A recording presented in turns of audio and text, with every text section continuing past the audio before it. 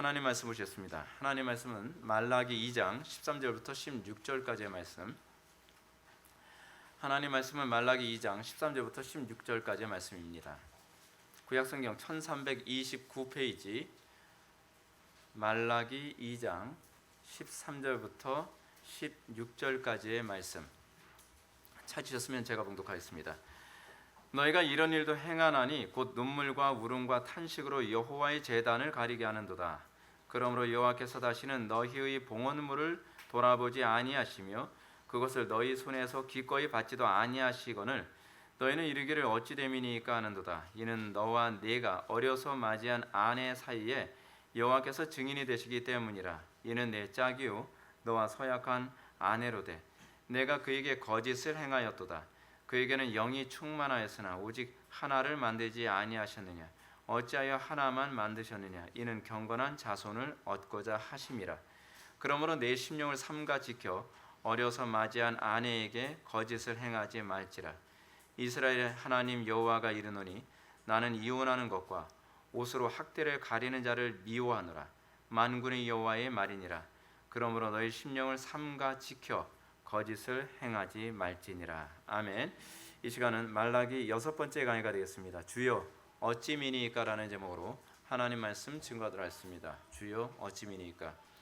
우리가 성경을 읽다 보면 정말 믿음이 아니고서는 받아들이기 어려운 사건들, 그런 신화적으로 보여질 만한 그런 사건들이 굉장히 많이 언급된 것을 보게 됩니다.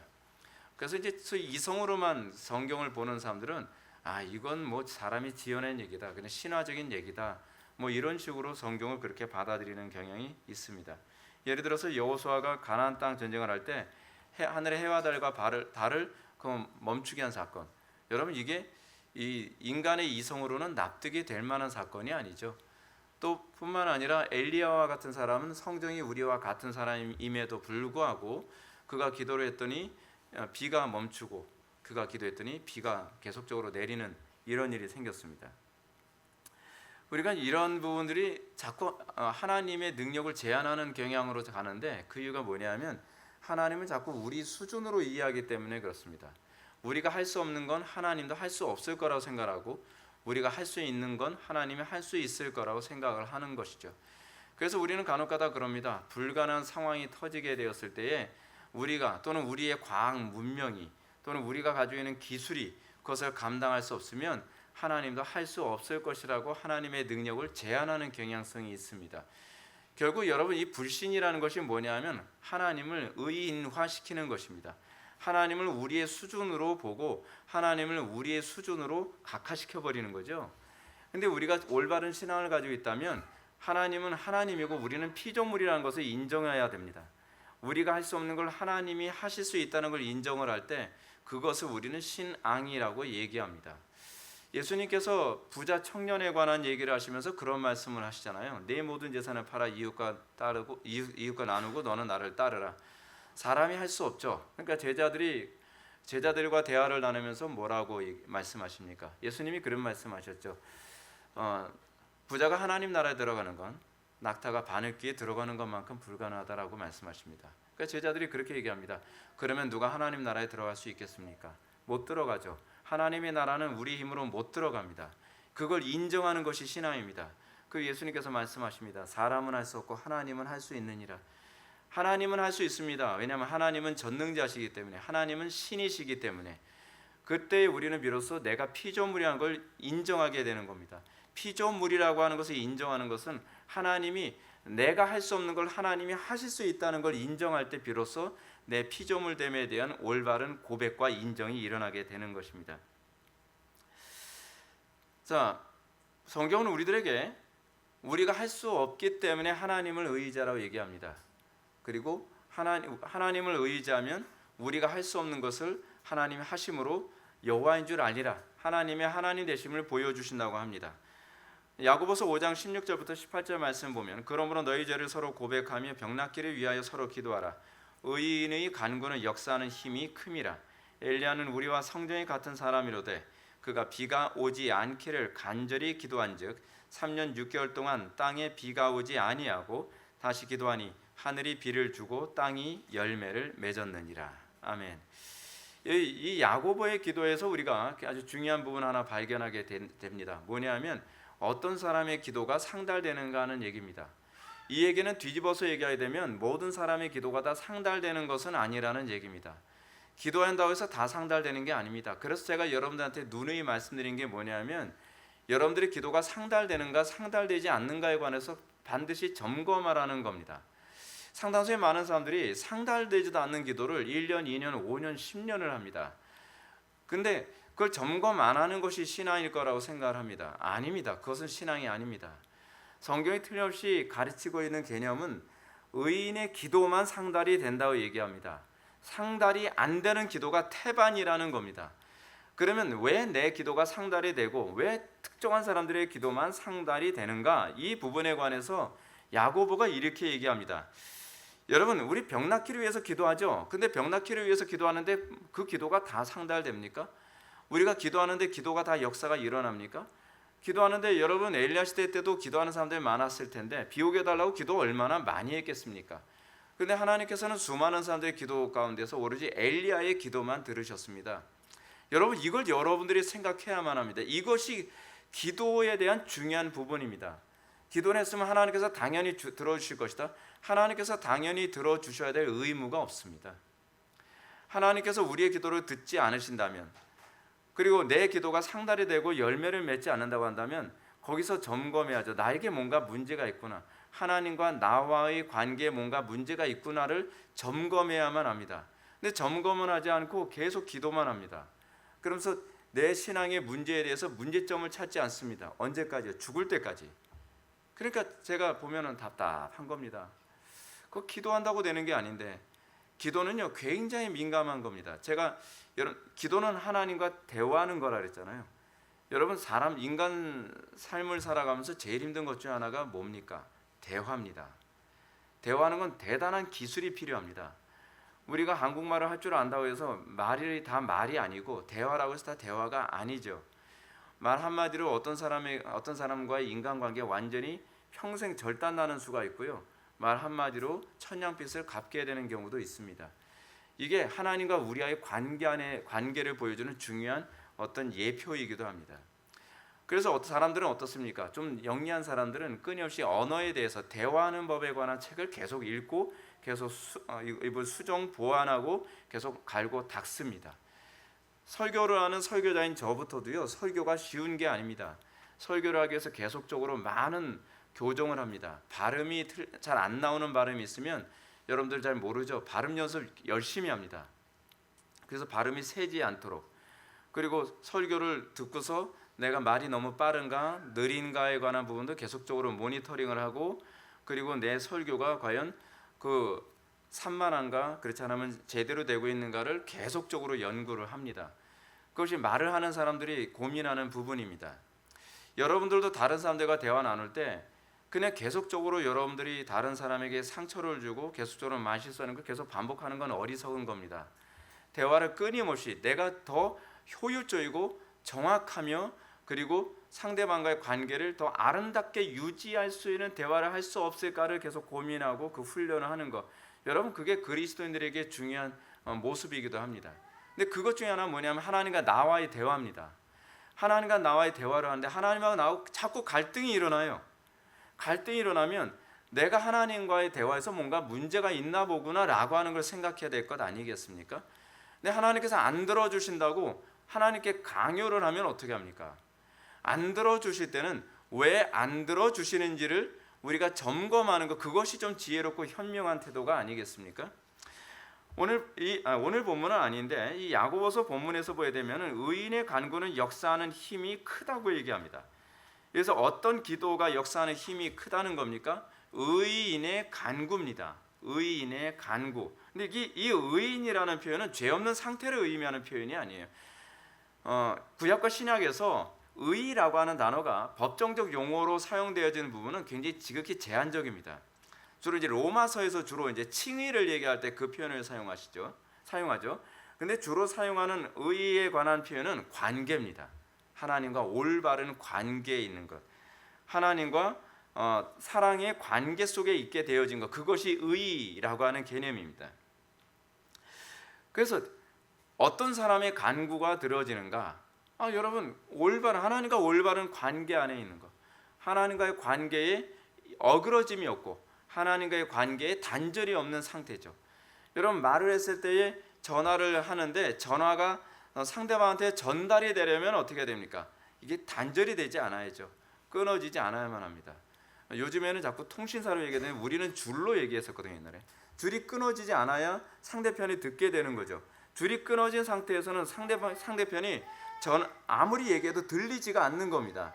하나님과 나와의 관계 안에서 나의 기도가 하나님께 상달되게 하는 그 줄이 끊어지지 않게 되는 것이 뭐냐면 그 전화선이 끊어지지 않는 그 사랑의 관계라고 하는, 하나님과 올바른 관계 속에 있는 가운데서 우리의 의사가, 우리의 기도가 하나님께 상달되어지는 겁니다. 그래서 야고보는 이 엘리야의 기도를 굉장히 스탠다드로 얘기하면서 이렇게 얘기합니다.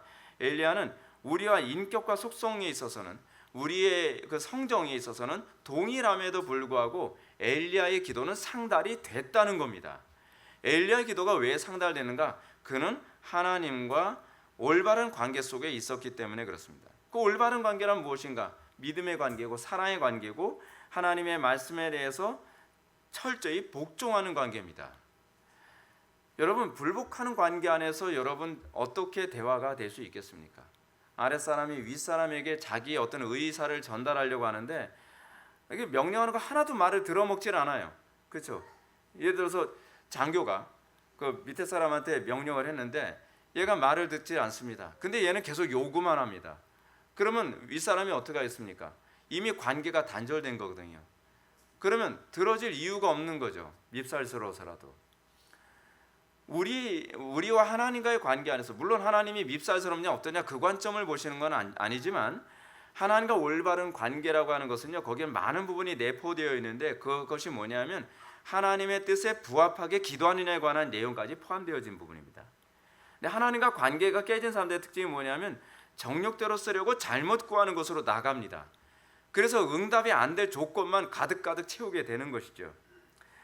자, 오늘 제가 본문에 접근하는 데 있어서 굳이 야고보의 가르침을 서두로 장식하는 이유를 여러분들은 아마 눈치를 못 챘을 것입니다. 제가 오늘 본문의 서론을 야고보의 가르침을 언급한 것은 오늘 본문에 나오는 말라기서 본문의 신앙 행태와 굉장히 흡사한 모습이기 때문에 그렇습니다. 오늘 본문을 보게 되면 먼저 13절 말씀을 한번 보시겠습니다. 너희가 이런 일도 행하니 곧 눈물과 울음과 탄식으로 여호와의 제단을 가리게 하는도다. 그러므로 여호와께서 다시는 너희의 봉헌물을 돌아보지도 아니하시며 그것을 너희 손에서 기꺼이 받지도 아니하시거늘. 봉헌했으면 하나님께서 당연히 받으신다고 생각하지 않습니까? 제사했으면, 예배했으면 하나님께서 당연히 받으실 거라고 생각하지 않습니까? 그건 굉장히 착각입니다. 하나님께서 우리의 제사를 받아야 될 이유가 없습니다. 하나님께서 우리의 예배를 꼭 받아야 될 의무가 없습니다. 근데 우리는 자꾸 착각을 하는 것이 뭐냐면, 하나님 내가 예배했으니까 받으셨겠죠? 이건 이미 자기 의의가 밑바탕에 깔려 있는 겁니다.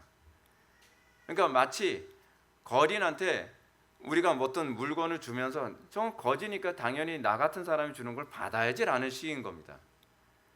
이건 굉장히 오만한 겁니다. 굉장히 교만한 겁니다. 우리가 하나님 앞에 예배하는 건 특권이지 이것이 하나님께 대한 배려가 아닙니다. 우리는 이 예배에 관한 이 태도에 있어서 굉장히 착각을 많이 하는 경향이 있어요. 그래서 예배를 하면서 사람은 어떻습니까? 굉장히 자기가 윗사람인 것과 같은 태도로 예배를 불경건하게 하는 일이 한국교회 안에 일반화되어 있습니다. 그러면서 여러분, 그 예배가 하나님께서 받으실 거라고 여러분 생각하십니까? 왜 하나님이 받으셔야만 하죠? 왜 하나님께서 그런 예배에 대해서 호의적인 태도를 견지하셔야만 된다고 생각을 하죠? 그건 착각이죠. 착각입니다. 당시 유다 백성들에게 있어서도 이런 모습은 그대로 나타났습니다. 자신의 종교 행위에 대해서 일종의 불평이나 불만이 있었습니다. 그것은 그들의 제사 행위에 대해서 하나님의 초월적인 능력이나 복을 부어주는 종이 나타나지 않는다는 겁니다. 제사에 나와서 하나님께 헌물을 드리는데, 다시 내면 예배를 했는데 달라진 것이 없습니다. 그들은 제사를 드리면서도 하나님의 은총에 대한 기대감도 없었고 자신들의 종교 행위에 대한 어떤 만족도 없었습니다. 문제는 이런 현상에 대해서 이 문제를 해결하려 들지 않았다는 겁니다. 마치 이런 거죠.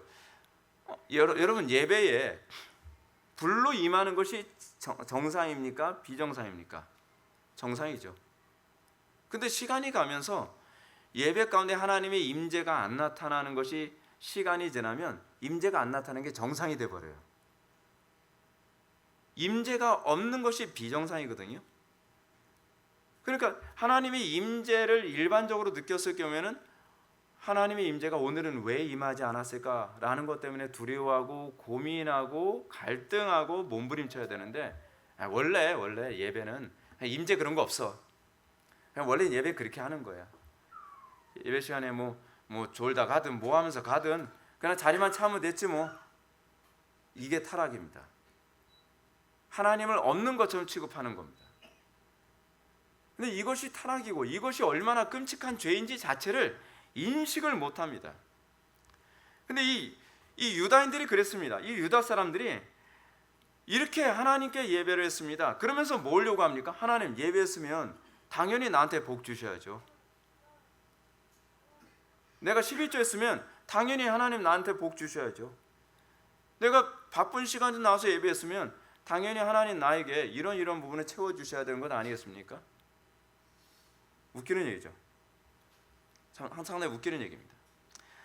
말라기는 하나님께서 그들의 제사에 어떤 은총도 부어주지 않은 이유를 이렇게 가르칩니다. 너희가 이런 일도 행하나니 곧 눈물과 울음과 탄식으로 여호와의 제단을 가리게 하는도다. 그러므로 여호와께서 다시는 너희의 봉헌물을 돌아보지도 아니하시며 그것을 너희 손에서 기꺼이 받지도 아니하시거늘. 그들은 이렇게 얘기하는 겁니다. 급변하는 세계화 시대에 살아남기 위해 자기 아내를 버리고 이방 여인과 결혼했습니다. 그러면 그들은 이렇게 얘기합니다. 어쩔 수 없는 거예요. 어쩔 수 없는 거예요, 주님. 당연한 거죠. 이렇게 남편으로 버림을 받은 여인들은 어떤 태도를 견지했습니까? 눈물과 울음과 탄식으로 여호와의 단을 가리우게 됐습니다. 누가 가렸어요? 이 여인들, 이 탄식이. 문제가 그거죠. 자기가 죄를 범하고 이들의 눈에서 피눈물이 흘리게 만들어 놓고, 그리고 자기네들이 왜 하나님께 응답을 받고 자기네들이 왜 하나님 앞에 복을 받아야 된다고 생각을 하는 거죠. 이런 이유 때문에 하나님께서는 그들의 봉헌물을 돌아보지도 아니하시며 그것을 그들의 손에서 받지도 아니하셨다고 합니다. 그러나 그들은 자신의 죄악은 돌아보지 않고 하나님께서 자신의 제사 행위에 은총과 복을 부어주시지 않는다고 불평과 원망만 계속합니다. 이게 오늘날 우리들의 모습이죠.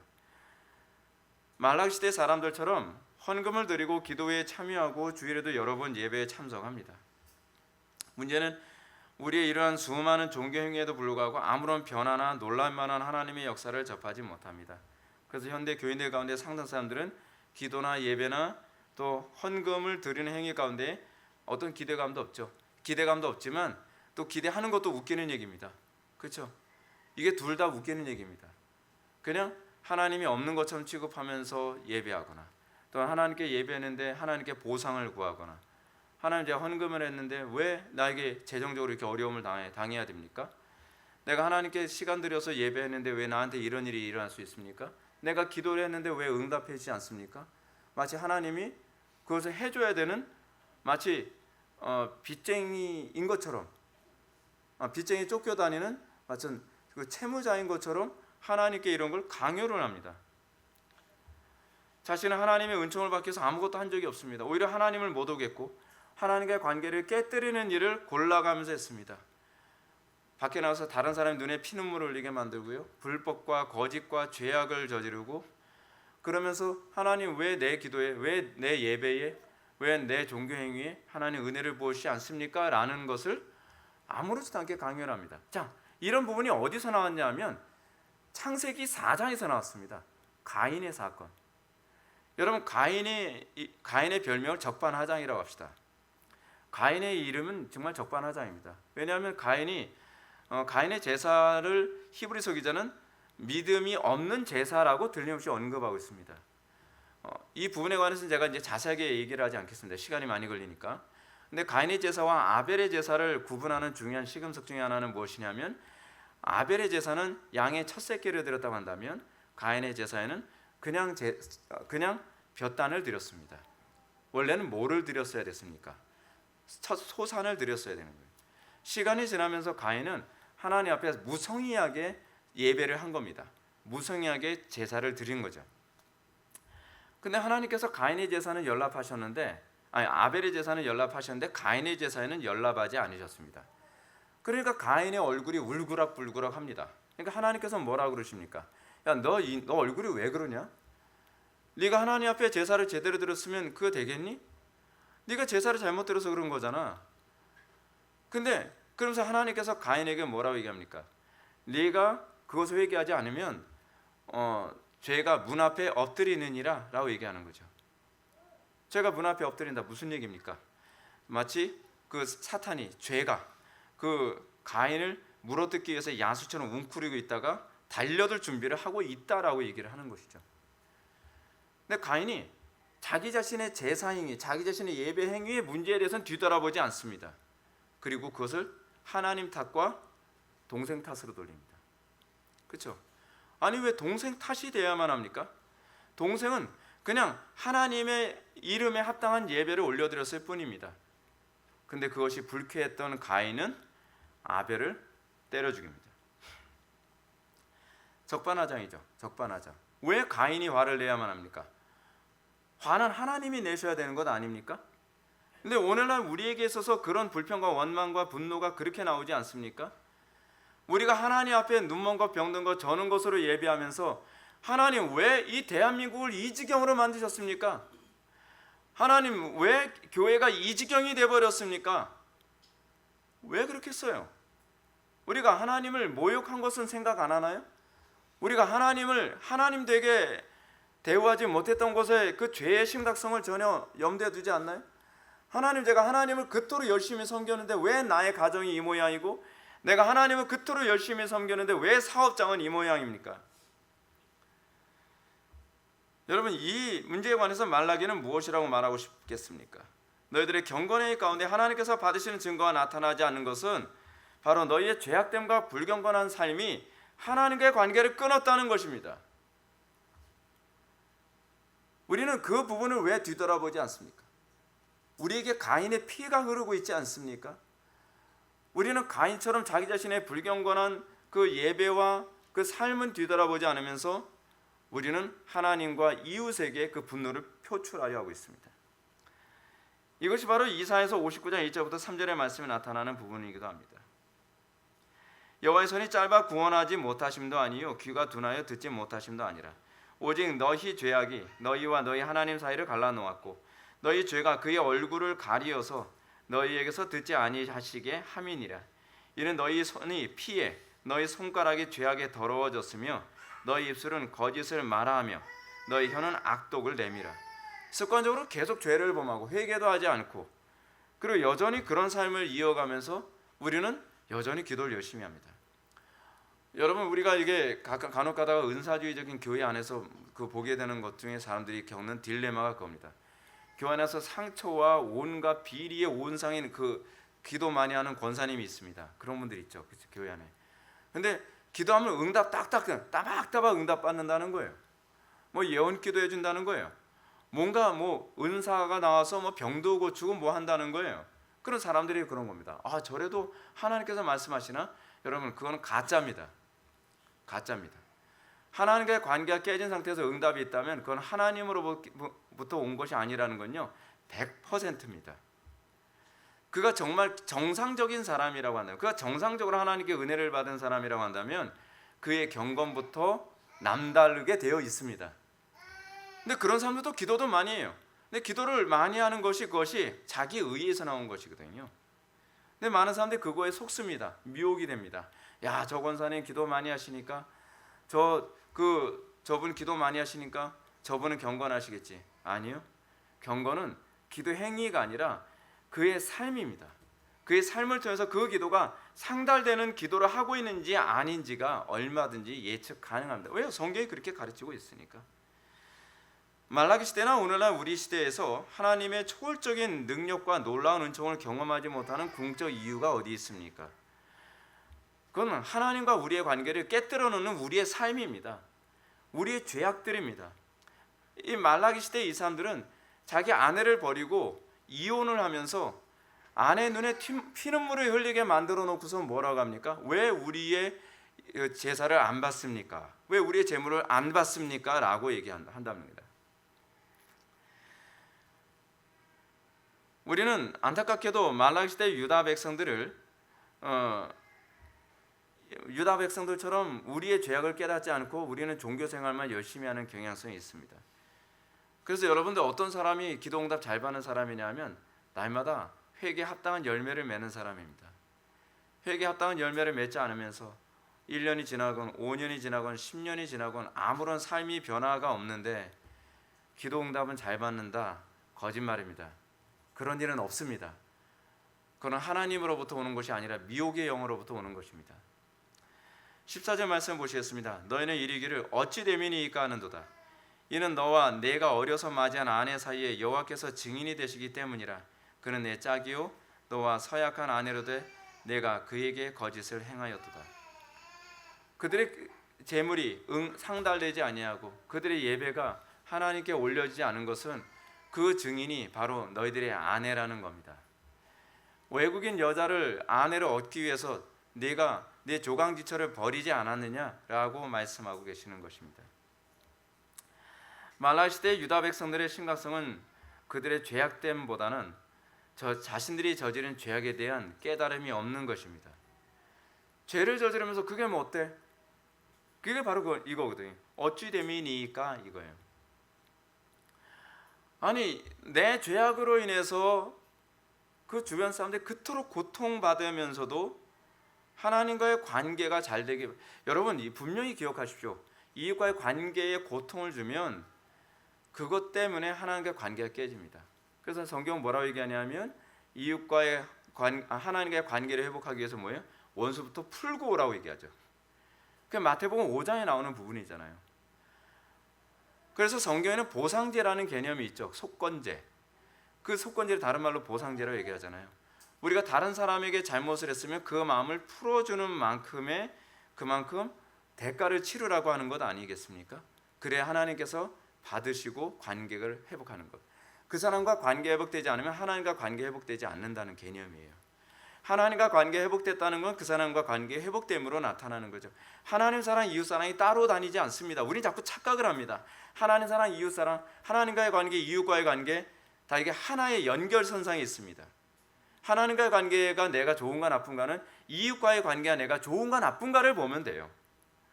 근데 우리는 이웃과의 관계를 끊임없이 파괴하며 돌아다니면서 나는 하나님과의 관계가 좋다고 얘기하는 사람 말을 절대로 듣지 마십시오.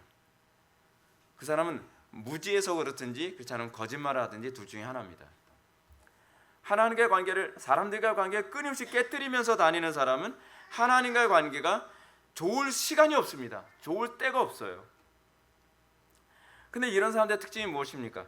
이 문제를 항상 자기에게서 찾기보다는 하나님과 환경, 또 하나님과 이웃에서 찾습니다. 찾네요. 하나님 탓, 이웃 탓, 이 차원을 찾는 거죠. 하나님 탓입니다, 이웃 탓입니다라는 거 하는 거예요. 제발 반대로 생각하십시오. 여러분들 이렇게 생각하면, 반대로 생각하면 항상 정답이에요. 이웃과의 관계가 잘못됐기 때문에 하나님과의 관계, 뭐 이런 식으로 생각을 해야 되는데, 하나님 당신이 이런 환경을 주셨기 때문에 그런 건 아니겠습니까? 하나님께서 저 환경을 주셔서 그런 것 아니겠습니까?로 해서 오히려 해석을 정반대로 합니다.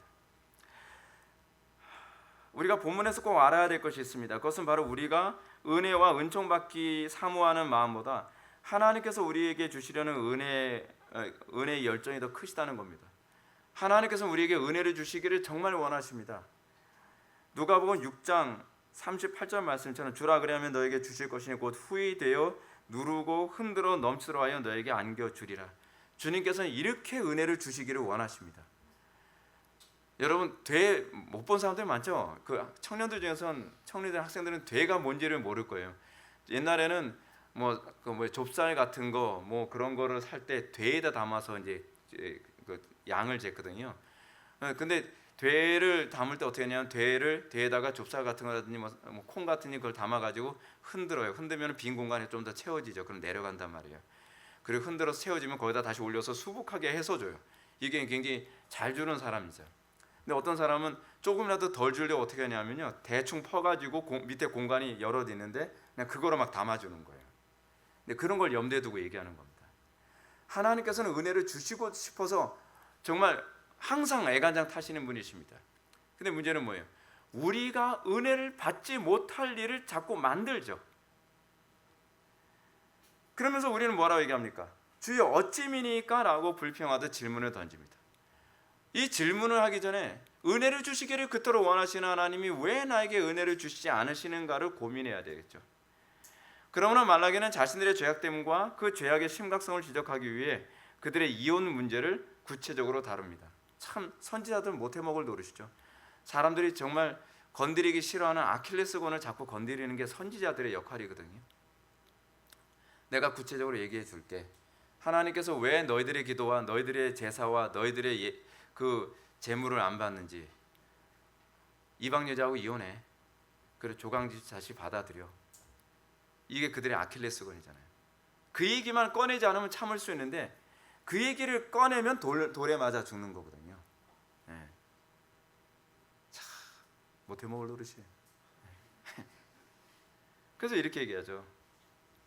이는 너와 내가 어려서 맞이한 아내 사이에 여호와께서 증인이 되시기 때문이라. 그는 내 짝이요 너와 서약한 아내로 돼 내가 그에게 거짓을 행하였도다. 하나님께서 연락하지 않으시는 이유는 그들이 어려서 취한 아내 즉 본처와 이혼하고 이방 여인과 재혼했기 때문이라고 합니다. 본처는 여호와 하나님께 맹세하고 결혼한 여자예요. 근데 여기서 흥미로운, 본문을 제가 예전에 잘못 해석한 부분을 제가 오늘 발견해 됐어요. 좀 이따 제가 그 부분을 좀 설명할 텐데, 이 결혼과 관련된 이 문제는요, 사실 이게 굉장히 놀라운 문제인데 이것이 영혼을 하나로 보는 관점입니다. 그래서 이런 15절 말씀을 한번 보시기 바랍니다. 그에게는 영이 충만하였으나 오직 하나를 만들지 아니하셨느냐? 어찌하여 하나만 만드셨느냐? 이는 경건한 자손을 얻고자 하심이라. 그러므로 내 심령을 삼가 지켜 어려서 맞이한 아내에게 거짓을 행하지 말라라고 얘기합니다. 하나님께서는 영이 충만하시죠, 그렇죠? 하나님은 영이 충만하신데 왜 하나만 만드셨느냐?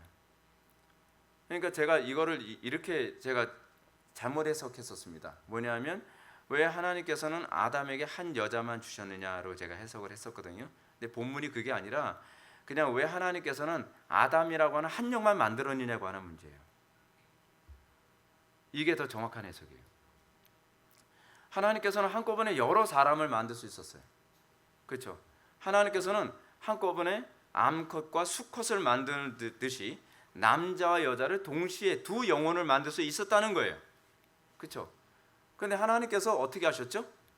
한 영만 만드셨어요. 한 영을 만들어 놓고 한 영을 둘로 나누신 거예요.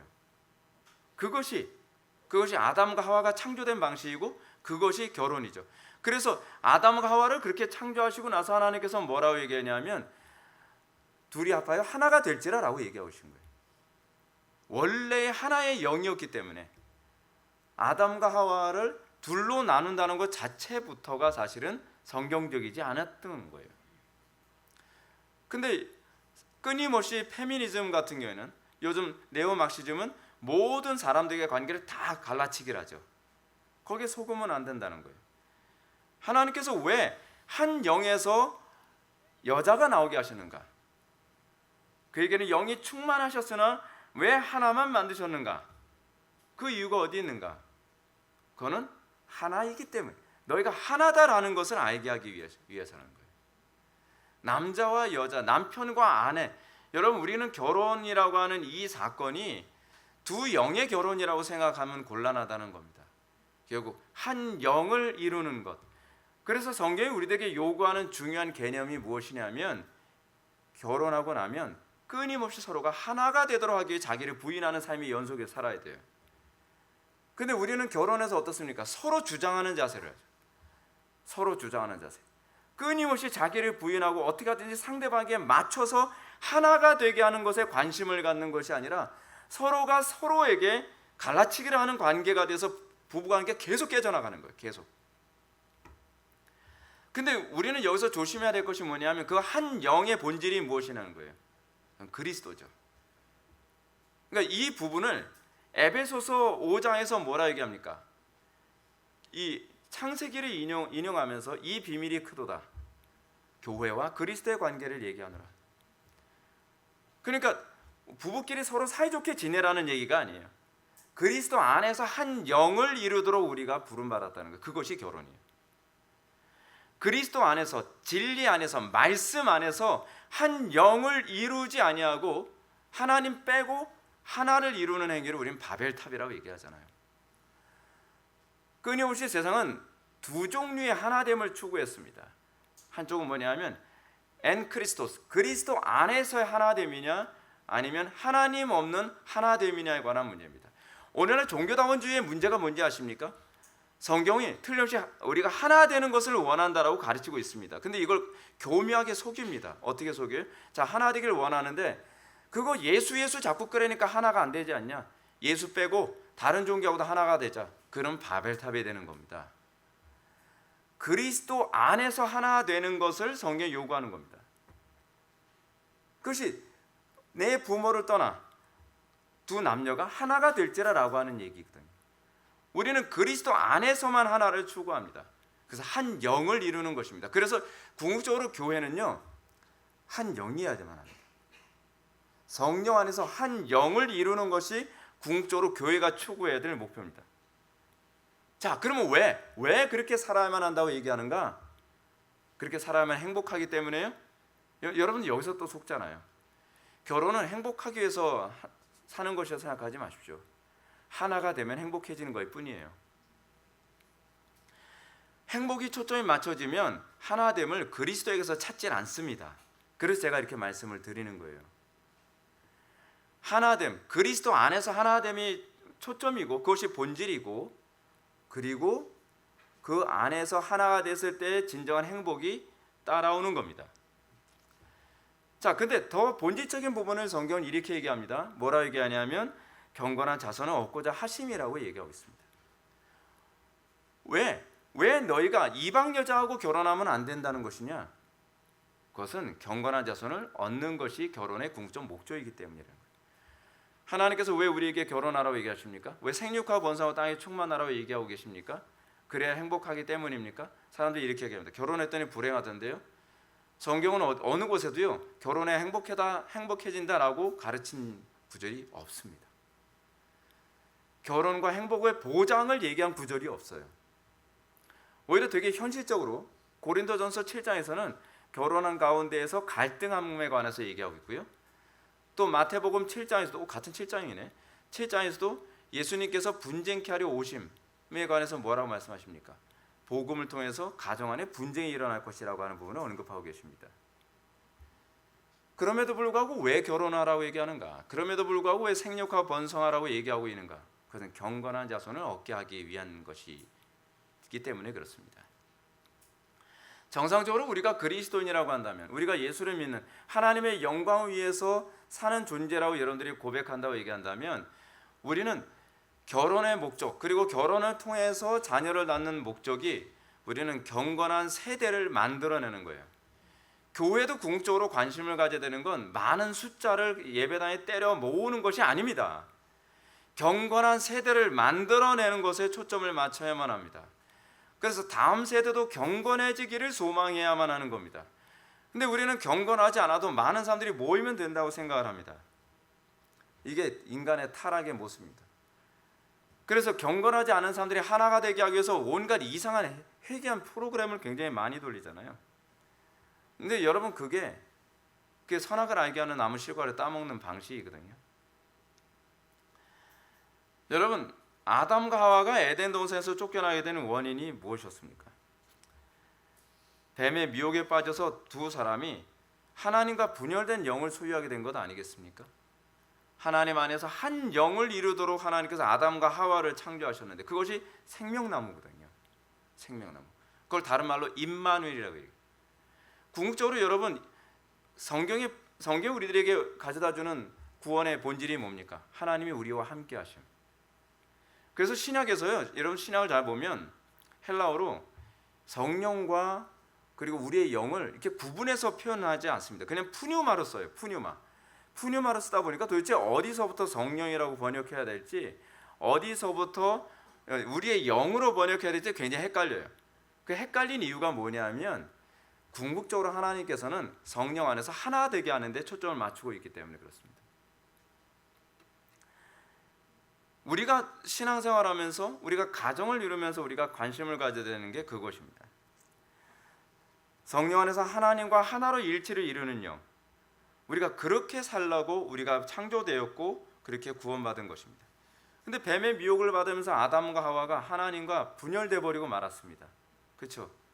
근데 그 방식이 이 말라기에 나오는 부분이기도 합니다. 우리가 이 결혼 제도를 주신 이유가 어디 있는가? 첫째는 두 남녀가 하나님 안에서 하나를 이루도록 하시는 것이고, 두 번째는 경건한 자손을 얻고자 함에 있습니다. 그래서 여러분들이 결혼하고 나면 첫 번째로 해야 되는 작업이 뭐냐면, 부부가 성령 안에서 하나 되기 위해 끊임없이 자기를 부인하는 싸움을 해야만 합니다. 그거 안 하면요, 경건한 자손이 안 나옵니다. 부부가 성령 안에서 정말 하나가 되지 않으면 경건한 자손을 만들려고 해도 안 돼요. 그러니까 나중에는 고린도전서 7장에서 사도 바울이 뭐라고 얘기합니까? 불경건한 남편 또는 불경건한 아내가 있더라도 너만 경건을 유지하면 네 자녀는 경건하니라 라고 얘기를 하죠. 거룩하니라 그런 얘기하잖아요. 결국 바울의 논리도 어디로 가냐면 경건한 자손이에요. 경건한 자손. 사랑하는 성도 여러분, 그러나 우리는 지난 시간에 살펴봤던 급변하는 사회적 변화로부터 살아남기 위해 우리는 이 시대 정신을 따라가고 있지 않나요? 우리는 경건한 자손을 얻는 것보다는 좋은 대학에 가고 성공하고 출세하는 자녀들을 얻기 위해 기러기 아빠, 갈매기 아빠 뭐 그런 거 자꾸 하잖아요. 그 결과가 어떤 현상에 나타나고 말았습니까? 교회 안에서 학생들, 청년들이 교회를 다 떠나버렸어요. 왜요? 부모들의 욕심, 부모들의 탐욕, 그것 때문에 경건한 자손이 아니라 불경건해도 상관없어. 성공만 하면 돼. 왜 하나님께서 우리에게 결혼 제도를 주셨는데요? 왜 하나님께서 우리에게 태의 열매를 주셨는데요? 그 본질을 망각해버리고 내가 행복하지 않으니까 이혼을 선택하고 내가 마음에 안 드니까 따로 살자 그러고, 이게 지금 이 말라기 시대의 모습입니다. 일단 우리가 생존해야 되잖아요. 이 급변한 시대에 바벨론이라고 하는 거대한 제국도 무너지고 페르시아가 집권하는 정복한 이 시대에 우리가 살아남으려면 어쩔 수 없어. 너하고 나하고는 헤어져야 돼. 이혼을 선택하고, 그리고 이방 여자하고 재혼을 하면서 이 세대 정신을 따라가기 위해서 어떤 현상이 나타나 버렸어요. 경건한 자손이 아니라 유대말조차도 할 줄 못하는, 아나돗 방언만 할 줄 아는 아이 세대가 만들어져 버리고 만 거예요. 심각한 문제죠. 실제로 여러분들, 우리 교회 성도들 참 되게 감사한데 대부분 교회 성도들은요, 자녀들하고 영적인 대화가 안 됩니다. 아나돗 방언으로 가득한 거예요. 대화를 하면, 신앙적인 대화를 나누면 부모하고 자녀하고 완전히 사이가 더 깨져 버려요. 왜요? 걔네들은 어렸을 때서부터 경건의 언어를 배워본 적이 없어요. 신앙의 언어를 배워본 적이 없어요. 부모에게서 아나돗 방언만 계속 배웠단 말이에요. 그래서 아나돗 방언으로 얘기하게 되면 대화가 돼요. 그렇죠? 세상 얘기, 뭐 즐거운 얘기, 성공하는 얘기, 어떤 쾌락적인 얘기, 영화 얘기, 뭐 무슨 걸그룹이라든지 뭐 놈그룹, 남자 그룹이라는 얘기인데 제가 이렇게 갑자기 이름이 안 떠올라서, 그런 그룹들 얘기를 해야만 애들하고 대화가 돼. 이게 아나돗 방언이거든요. 이게 아나돗 방언. 유다 방언이 통하질 않는 거예요. 뭔 소리 하는 거예요? 좀 못 알아듣겠는데요. 교회 존재의 목적이 무엇입니까? 더 많은 교인을 얻는 것이 아닙니다. 교회가 이 땅에 존재하는 목적은 숫자가 적든 많든 경건한 자손을 남기는 겁니다. 그래서 남은 자의 개념이 나오는 거예요. 남은 자 개념. 그 남은 자가 뭡니까? 혈통으로 따지면 다 유대인인데 나머지는 결국 이방화 돼 버렸고, 이 남은 자 소수들만이 결국 이 시대 정신을 따라가지 아니하고 경건함을 유지하고 있는 거죠. 저는 우리 교회가 너무 숫자에 집착하지 않았습니까? 그렇다고 전도 이제 전도 안 해. 참 그렇게 생각하지 마시고, 예, 전도 열심히 해야 돼요. 전도는요. 왜냐하면 그렇게 해서 경건한 자손을 낳는 거예요. 전도는 경건한 자손을 낳는 방식이에요. 그렇게 하면서 어떻게 하는 겁니까? 이 세대의 흐름을 따르지 않는 이 남은 자와 같은 교회로서 우리 교회가 살아남아야 되는 거죠. 네. 실제로 이 시대의 아이들을 보게 되면 어떻습니까? 세상적으로는 잘 순응하는데 하나님을 향해서는 적대적이고 반항적입니다. 그게 그들의 언어입니다. 그들이 가지고 있는 아나도 방언입니다. 그들이 세상적인 스피릿, 세상적인 성공을 따를 때는 열심히 순종하며 따라가는데 성경의 가르침, 하나님의 명령을 따르라고 했을 때는 얼마나 강팍한지 모릅니다. 그래서 요즘에 어떻습니까? 설교가 아나도 방언으로 나옵니다. 그죠? 상당수의 설교가 아나도 방언이에요. 왜냐하면 그래야 사람들이 좋아하니까, 그래야 사람들이 알아들으니까요. 이게 우리가 현재 살고 있는 강단의 비극입니다. 주님은 말라기를 통해서 16절 말씀을 선언하십니다. 이스라엘 하나님 여호와께 이르노니 나는 이혼하는 것과 옷으로 학대를 가리는 자를 미워하노라. 만군의 여호와의 말이니라. 그러므로 너희 심령을 삼가 지켜 거짓을 행하지 말지니라. 이제 주님은 선지자 말라기를 통해서 다음과 같은 선언을 하심으로 그들의 죄악 때문에 경고를 하십니다. 이 경고를 이해하기 위해서 먼저 말라기의 말 중에 나는 이혼하는 것과 옷으로 학대를 가리는 자를 미워하노라라고 하는 부분을 먼저 이해해야만 합니다. 이혼하는 것이란 이방 여자와 결혼하는 그 부분을 얘기하는 것이 아니라 하나님과의 관계에서의 이혼이에요. 그러니까 뭐냐면 세계와의 추세에 타협하면서 하나님과 관계 맺는 걸 끊어버린 것. 옷으로 학대를 가린다라고 하는 것은 이방 여인과 결혼하기 위해 자기 아내를 버리는 행위를 얘기하는 겁니다. 이게 그걸 얘기하는 거예요. 그러니까 이방 여인과 결혼할 수밖에 없는 명분은 어디서 찾습니까? 마치 자기 아내를 학대하고 나서 학대할 명분을 찾잖아요. 그렇죠? 그런 것처럼 자기 아내와 이혼하고 난 다음에 그럴 수밖에 없는 세계화라고 하는 명분을 가지고 합리화를 시키고 있는 걸 얘기하고 있는 겁니다. 근데 이렇게 자기를 합리화하면서 자기의 불신과 불경건을 그리고 불신앙을 합리화하는 것에 관해서 말라기가 하나님의 말씀을 대언하면서 이렇게 얘기합니다. 미워하노라라고 얘기합니다. 이 미워한다라고 하는 히브리어 이 사네라고 하는 이 단어는 용법상 하나님이 주어가 되면 항상 하나님께서 그를 대적하시며 자신으로부터 분리시키는 심판적 개념입니다. 이 심판 언어예요. 이 사네라고 하는 이 단어가요. 하나님께서 미워하노라라고 하는 건 하나님께서 너희들을 더 정확한 번역은 심판하노라. 심판하신다. 근데 항상 심판의 개념이 뭡니까? 우리는 심판하면 뭘 떠올립니까? 하늘에서 불 떨어지고 교통사고 나기도 하고 그 개념이 아니. 제일 무서운 심판이 뭐냐면 하나님으로부터 떼내버리는 거예요. 유기시켜버리는 거예요. 여러분, 우리는 그렇게 생각합니다. 목사님 주일 성수 안 해도 별일 없던데요? 불경건하게 살아도 별일 없던데요? 죄져도 별일 없던데요? 별일 없는 게 더 위험한 겁니다. 그게 유기입니다. 유기. 하나님께서 관계를 그냥 끊어버리신 거예요. 넌 내 자식 아니야 라고. 따라서 여러분들 가운데 만일 명예나 돈이나 건강이나 권세 등을 잃지 않기 위해 세상의 흐름에 적당히 타협하는 태도를 견지한다면 이런 하나님의 심판을 여러분들 피할 수 없을 것입니다. 하나님께서는 끊임없이 우리에게 질문을 던지고 계시는 겁니다. 너희가 이 세대를 본받고서 나하고 이혼을 선택할 것이냐?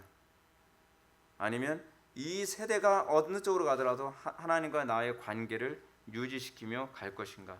하나님께서 계속 질문을 던지시죠. 탐욕의 원리로 세상은 끊임없이 급변합니다. 세상은 끊임없이 탐욕의 원리로 우리를 미혹합니다. 그럴 때 우리가 그 탐욕에 동화되어 버리면 하나님과의 관계를 끊습니다. 하나님, 제가 살아나기 위해서 어쩔 수 없습니다. 관계를 끊어야 되겠습니다. 전 주님과 한 몸을 이룰 수가 없습니다. 관계를 끊겠습니다. 그것이 얼마나 끔찍한 일인지 아십니까? 이 시대 교회들이 그렇게 가고 있다는 거 여러분 알고 계십니까? 믿음으로 환경을 거스러 올라가며 소위 영적인 순결을 지키기 위해 몸부림치는 삶을 살아가는 것이 아니라 내가 이 세대가 주는 명예와 성공과 행복과 쾌락과 안전함 이런 것 때문에 간음을 선택하고 이혼을 선택하고 이방 여인과 가정을 이루겠다 얘기합니다. 그러나 하나님께서는 이 어두운 시대에도 불구하고 하나님과 올바른 관계를 맺기 위해 몸부림 치는 자들에게 구원의 길을, 피할 길을 예비해 놓으신다고 우리들에게 약속하고 계심을 믿으시기 바랍니다. 그 사람에겐 놀라운 구원이 나타나게 될 것입니다. 때를 따라 부어주시는 은혜를 맛보게 될 것입니다. 예배 가운데 임재가 임하게 될 것이고 기도에 응답이 있게 될 것이고 헌신하는 곳마다 놀라운 열매가 나타나게 될 것입니다. 우리가 예배에도 예배 가운데 은혜가 없다? 회개하십시오. 틀림없이 회개할 것이 있습니다. 기도를 그렇게 오래 했음에도 불구하고 나는 계속 먹통이다? 전화줄 다시 한번 확인해 보십시오. 끊어진 겁니다. 끊어졌는데 여러분 계속 전화통 붙잡고 있는 사람들은 도대체 뭡니까? 전화가 안 되면 왜 안 돼요? 왜 안 돼요? 여보세요? 여보세요 하잖아요. 그런데 전화가 안 되고 있는데 계속 10년을 전화해요. 대단한 정신승리입니다. 전화가 안 되면 왜 안 되는지 통신사에 전화, 그 전화기 말고 다른 전화기로 알아봐야 될 게 아니에요. 근데 계속 전화해. 계속. 정상적인 하나님은요 진리입니다. 하나님의 말씀에 살면 명확하게 항상 이 됨이 나타나게 되어 있습니다. 여러분들에게 놀라운 은혜가 날마다 나타나고 간증이 없는 것이 정상이라 생각하는 이 시대에 우리에게 간증이 날마다 선명히 나타나서 그것이 정상화되어지는 여러분들과 제가 되기를 주님의 이름으로 축원합니다. 기도하시겠습니다. 사랑이 많으신 하나님, 우리가 오늘 시간 말라기 시대의 문제를 통해서 우리의 신앙 또는 이 시대의 한국교회의 위기가 무엇인지를 다시 한번 뒤돌아보게 되었습니다. 아버지 하나님, 우리의 마음속에 정말 하나님을 바르게 깨닫지 못하고 여전히 불경건 안에서 살아가는 죄악을 회개케 하여 주시고 우리를 거룩하게 하여 주시며 날마다 주님과의 올바른 관계 안에서 간증이 있게 하여 주옵소서. 예수님의 거룩하신 이름으로 기도를 옵나이다. 아멘.